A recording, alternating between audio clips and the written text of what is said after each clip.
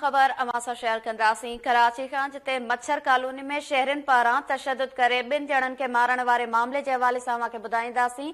मौक़े ते मौजूद ज़ख़्मी पुलिस एहलकारनि जो बयान साम्हूं अची वियो आहे।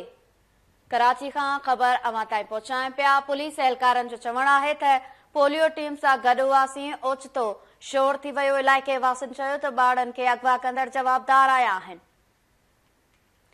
पुलिस एहलकारनि जो चवणु आहे त इस्लामाबाद जी नंबर प्लेट लॻल कार में मौजूद टेलीकॉम इंजीनियर ऐं संदसि ड्राइवर मथां तशद्दुद कयो वियो।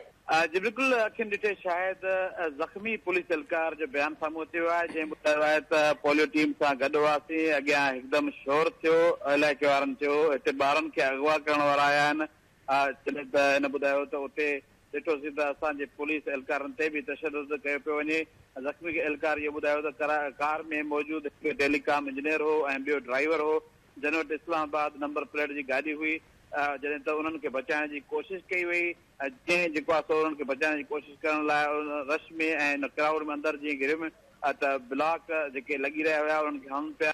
उहे सिरूं ऐं ब्लॉक मूंखे पिणु लॻा आहिनि। ज़ख़्मी एहलकार ॿुधायो त मुंहिंजी चेल में 2 ब्लॉक लॻा आहिनि, जॾहिं त उहे साॻे ब्लॉक ऐं सिरूं उन्हनि ॿिन्ही तशद्दुद करण जे दौरान उन्हनि खे जेको आहे सो लॻनि पिया। ऐं जेके उहे 2 टेलीकॉम इंजीनियर ऐं ड्राइवर हुयो उनखे उते बेहोशी हालत खां पोइ बि जेको आहे सो उन्हनि खे जेको आहे सिरूं ऐं पंहिंजो ब्लॉक हणंदा रहिया। जॾहिं त 100 खां 150 माण्हू हुया। जॾहिं त पुछा करण ते ॿुधायो त जेको आहे एतिरा माण्हू हुया जंहिंजी शक्ल सुञाणे नथो सघां।